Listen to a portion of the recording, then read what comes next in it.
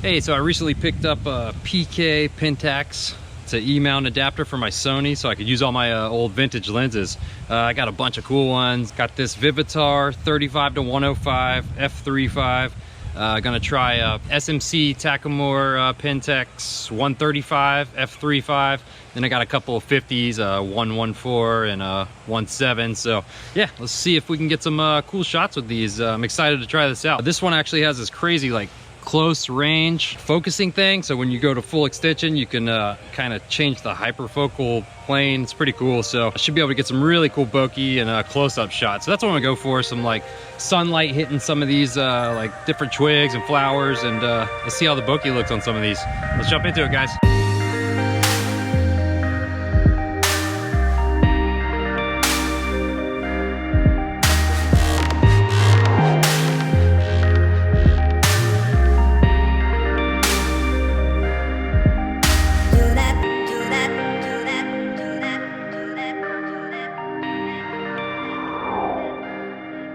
All right, guys, first up here we have the Vivitar 35-105 millimeter. It's an f3.5 and it's a really cool lens. It's built like a tank. I mean, this one that I have actually survived like a 5-foot drop off my speaker.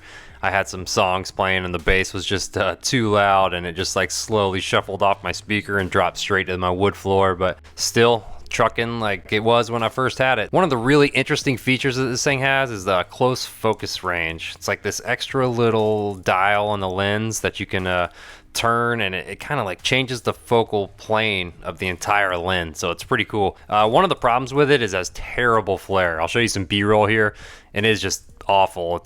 You can see it clear as day. It's not really artistic or nice. Kind of ugly, like magenta octagon thing in the center. It's still a fun lens. It's not my favorite out of the PK mount lenses that I have, but it is a cool lens, and it's fun to use. Built like a tank, and like I said, that close focusing range thing is cool. And just control the flare, and the shots come out really cool. All right, next up we have, I think this is my favorite out of the set. It's the Pentax super multi-coated Takumar 135 millimeter f3.5, and it is super cool. It's like a small, real skinny barreled telephoto lens on the small side for a 135, which is nice, but it has the best bokeh out of all the lenses I have here. Kind of a toss-up between this and the 51.7, because that one has some beautiful bokeh too. I'll show you in a second, but I love this 35, and I use this lens actually quite a bit. I take this out in the field because it's so small, and ever since I picked up that adapter, it's just been a blast to pull out and use every once in a while. This is also a great portrait lens.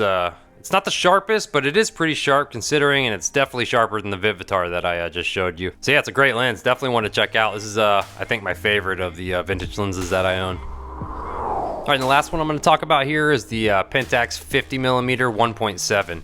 And this lens is so fun. It's just like super tiny. And when it's on my A7iii, I mean, it's like such a small total package. It's awesome. It actually feels a little weird because I'm so used to having, you know, larger lenses on my camera. When you put that thing on, it's just tiny. It's almost pancake status. But anyway, you can get amazing B-roll and shots with this lens. It's so fun. I do keep this in the bag as well, and this is one that I love to use for B-roll. This lens does flare, but it's awesome, and I just love the way the flare looks. I'll show you some of the B-roll here. Sometimes my exposure meter was showing +2 over exposure, but seriously, when you get it back into the computer, nothing's blown out.